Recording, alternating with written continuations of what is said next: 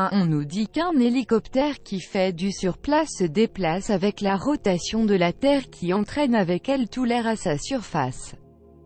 Un hélicoptère qui plane pendant plusieurs heures peut toujours atterrir exactement au même endroit. On nous donne même un exemple pour comprendre cette argumentation qui est celui-ci. Dans un train à grande vitesse en mouvement, si vous lancez une pièce en l'air, elle retombera dans votre main.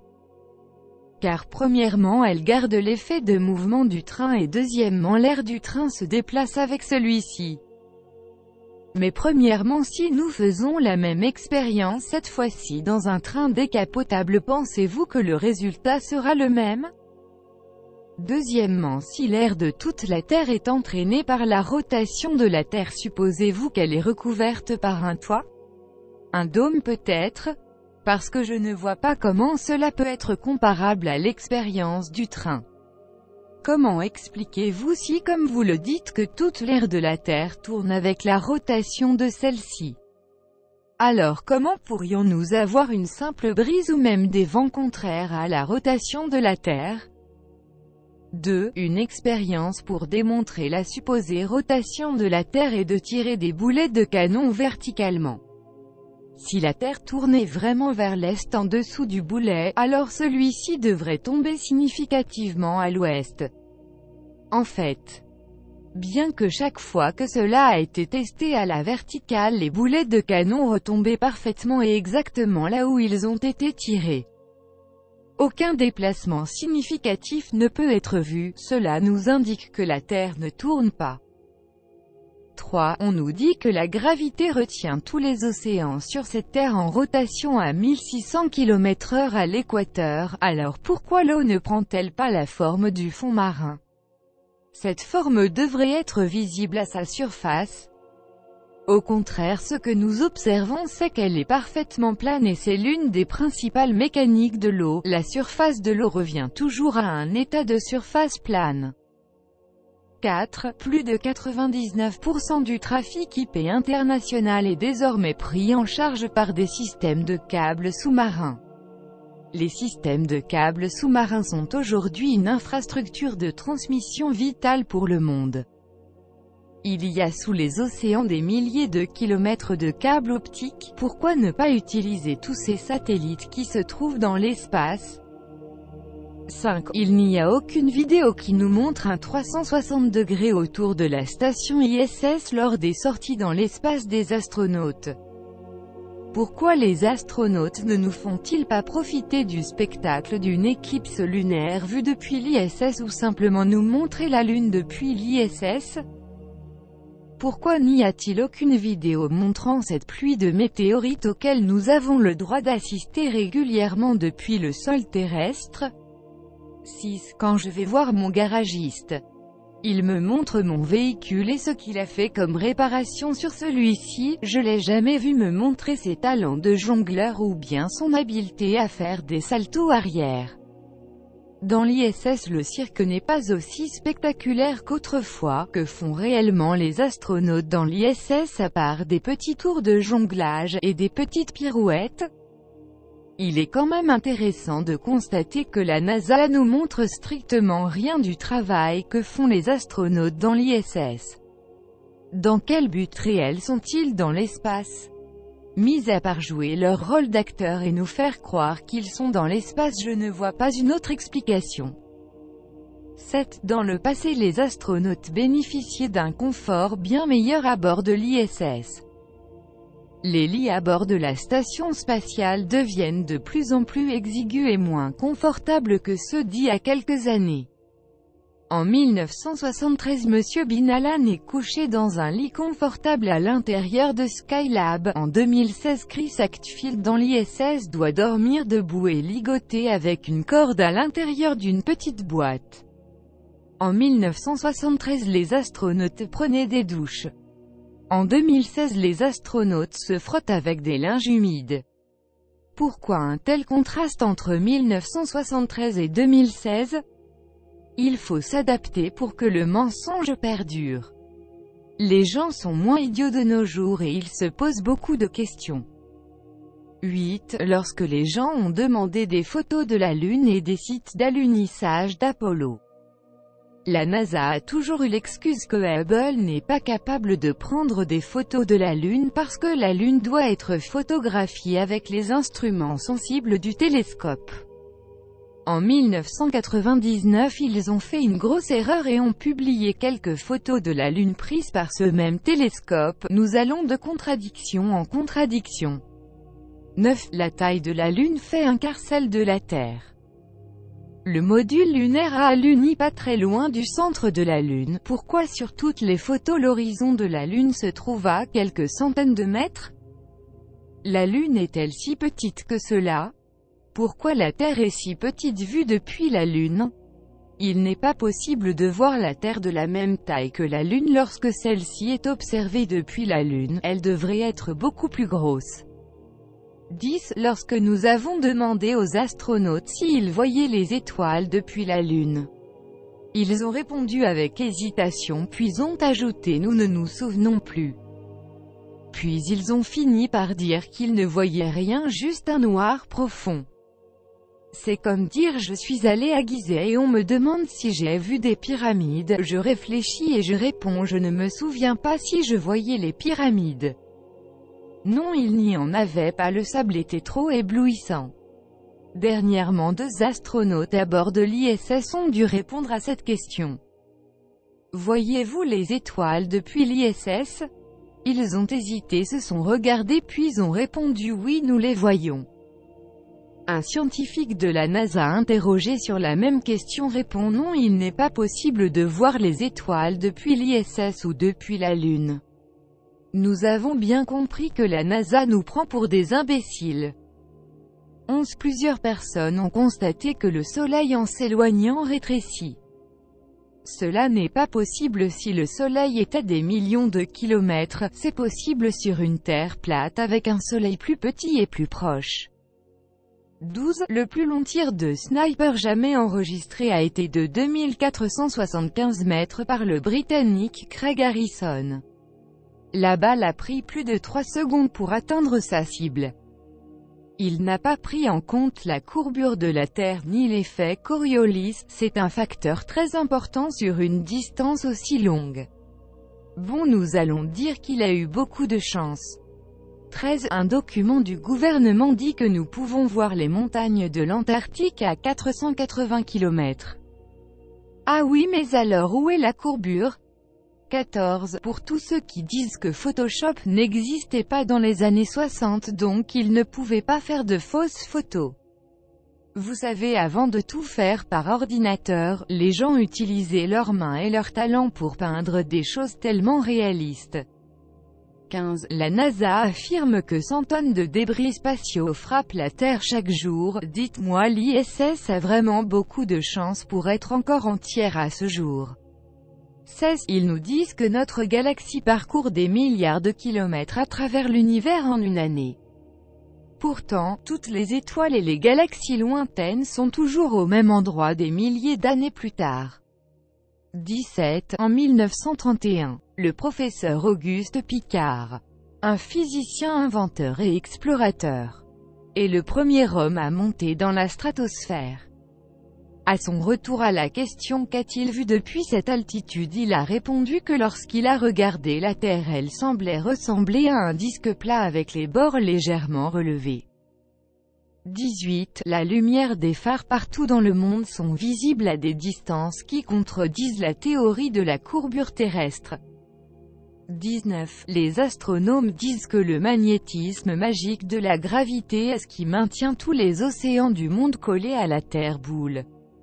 Ils disent que parce que la Terre est si massive en vertu de cette masse, elle crée une force magique capable de maintenir les gens, les océans et l'atmosphère étroitement accrochés à la face inférieure de la balle en rotation. Malheureusement, ils ne peuvent fournir aucun exemple pratique sur une échelle plus petite que la planète. Nous devons donc croire sur parole que c'est bien comme cela que ça fonctionne. 20. S'il y a des milliers de satellites dans l'espace, pourquoi l'armée américaine s'appuie-t-elle sur des dirigeables pour se défendre contre des attaques de missiles? 21. Comment les caoutchoucs des roues de la Jeep d'Apollo ont pu résister aux températures extrêmes du Soleil? 22. Qui a pris la photo du décollage du module lunaire? 23. Pourquoi toutes les étoiles filantes vont dans la même direction? Nous ne voyons jamais d'étoiles filantes aller du bas vers le haut.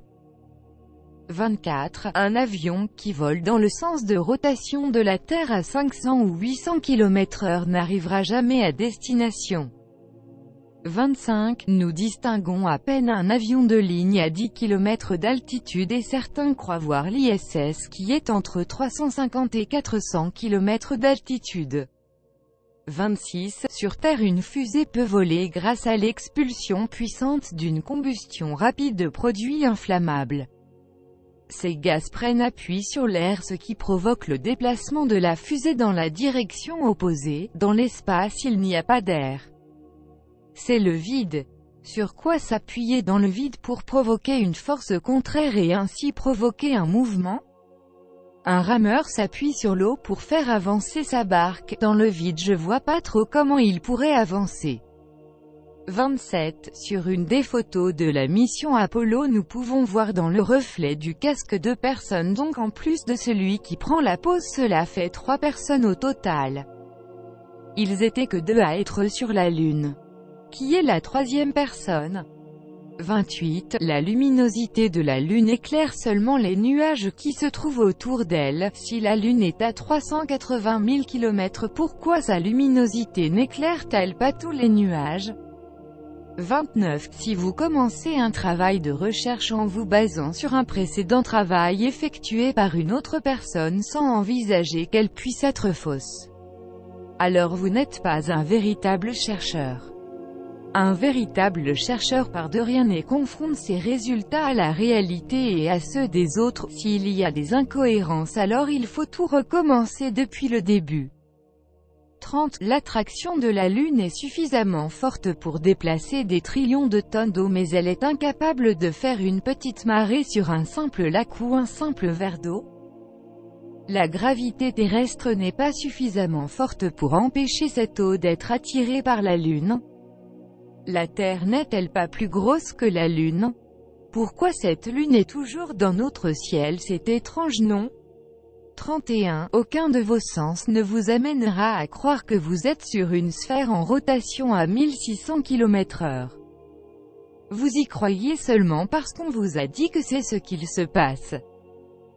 Ce sont ces mêmes personnes qui vous ont dit que vous avez évolué à partir d'un singe et que tout vient du Big Bang, une explosion qui s'est produite sans raison et à partir de rien. 32. La corruption est partout, sauf bien entendu dans le milieu scientifique. Chaque étude est 100% fiable et légitime. 33. Toutes les émissions de TV traitant du sujet de l'espace utilisent des animations 3D et des photos générées par ordinateur. Comment cela est-il possible? Ne peuvent-ils pas utiliser de véritables vidéos et de véritables photos? 34. Si la Terre était vraiment ronde, il n'aurait pas besoin de nous le montrer constamment et partout. Quel est donc le but réel derrière cet acharnement? 35. Des montgolfières peuvent décoller et rester des heures dans les airs puis atterrir exactement là où elles ont décollé. 36. La photo de la Terre la plus utilisée dans tous les manuels scolaires est une photo reconstituée. C'est une photo composite, je ne l'invente pas, ce sont les mots du créateur de celle-ci qui le dit, elle est photoshopée. Robert Simon nous qu'il n'a jamais eu la photo de la Terre dans son entièreté, son travail était de reconstituer sur une sphère la Terre à partir d'une multitude de photos fractionnées. 37. On nous dit que la Lune montre toujours la même face. Les sites d'alunissage se trouvent sur cette face, dans la région centrale de la Lune. Alors comment ont-ils pu prendre des photos de la Terre avec en premier plan l'horizon de la Lune? Il est impossible de prendre en photo de cet endroit la Lune et la Terre en même temps. Sur les photos prises depuis la Lune, nous devrions voir seulement la Terre. 38. Il y a des milliers de satellites dans l'espace, pourquoi n'en voyons-nous jamais passer devant la Lune? Avec la Lune en arrière-plan, il serait tout petit mais visible dans la logique. 39. Comment la Terre peut-elle être si petite vue depuis la Lune? Pourquoi n'a-t-elle jamais la même taille d'une photo à l'autre? 40. On nous dit que la Lune réfléchit les rayons du Soleil, alors pourquoi lorsque nous faisons des tests de température l'exposition lunaire, ces températures baissent et lorsque nous le faisons à l'ombre les températures remontent? 41. En 1969 la NASA a donné une roche lunaire aux Pays-Bas. Après examen, ce morceau de roche s'avère être un simple morceau de bois pétrifié, alors pourquoi continue-t-il de nous dire que c'est de la roche lunaire? 42. On nous dit que le cœur de la Terre est composé de nickel et de fer en fusion à 7000 degrés. Le nickel perd ses propriétés magnétiques à partir de 355 degrés et le fer à 560 degrés. La théorie de la gravitation dépend du magnétisme du cœur métallique surchauffé en fusion de la Terre. Comment pouvez-vous toujours soutenir cette théorie alors que les données sont en contradiction? 43. Personne n'est en mesure d'expliquer comment la gravité est capable de retenir tous les océans sur la sphère. Pire, elle est tellement puissante qu'ils sont aussi incapables de la mesurer. 44. Il y a environ 13 000 satellites autour de la Terre. Pourquoi nous n'envoyons sur aucune des photos de la Terre? Pourquoi la NASA est-elle incapable de nous montrer une vraie photo de la Terre avec tous les satellites l'orbitant? Elle nous montre même pas une seule photo réelle d'un satellite dans l'espace. 45. Si la Terre plate est fausse, pourquoi perdent-ils leur temps à vouloir prouver que la Terre est sphérique? Personne ne se donne autant de mal pour prouver que le Père Noël n'existe pas. 46. Pourquoi les caméras qui se trouvent sur les fusées qui partent dans l'espace sont dirigées vers le bas? Pourquoi ne met-il pas une caméra vers le ciel que nous puissions voir la sortie de l'atmosphère et l'entrée dans l'espace? 47. Comment ont-ils pu faire entrer la Jeep lunaire dans le module d'Apollo 17? 48. Les efforts à fournir pour croire à la Terre sphérique sont simples. Allumer la télévision ou aller au cinéma. Les efforts pour croire à la Terre plate sont beaucoup plus complexes. Sortez de chez vous, observez, cherchez, expérimentez, cherchez dans le passé, dans les anciennes écritures, échangez vos expériences avec des amis.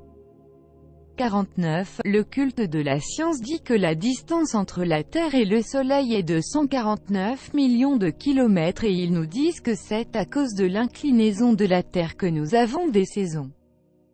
Ils nous disent aussi que c'est l'hiver quand nous sommes au plus près du Soleil.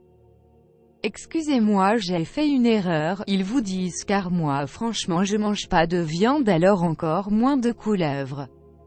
50. On me dit que je fais partie d'une secte où on oblige les gens à chercher par eux-mêmes la vérité.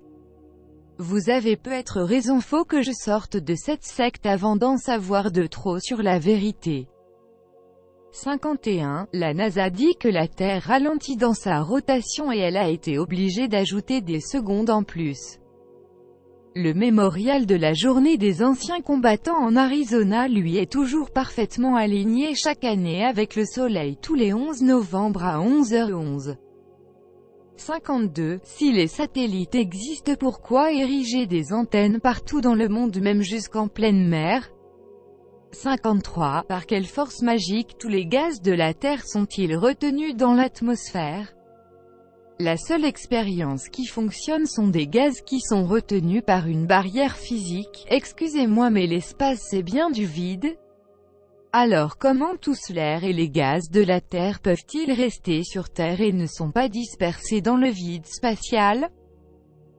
54. La gravité est tellement puissante qu'elle retient tous les océans collés à la boule, mais elle est aussi suffisamment faible pour laisser s'envoler les oiseaux. 55. Si la Terre était réellement sphérique et que la NASA allait réellement dans l'espace, nous aurions des caméras accessibles 24 heures sur 24 en direction de la Terre. Nous en aurions même sur la Lune, des publicités dans l'espace. Ceci n'arrivera pas et n'arrivera jamais, vous savez pourquoi? 56. La vitesse de rotation de la Terre est de 1600 km/h à l'équateur, ce qui est supérieur à la vitesse du son. Si une personne se tient à l'est de vous, il serait impossible de communiquer. 57. Le soleil lorsqu'il se couche ou se lève éclaire une petite partie du ciel. On nous dit que tous les rayons du soleil sont parallèles et que le soleil éclaire la moitié de la Terre qui lui fait face. Comment se fait-il qu'il n'éclaire pas tous l'horizon uniformément? Ceci n'a pas de sens. En réalité, cela a du sens sur une Terre plate avec un soleil proche et un éclairage local.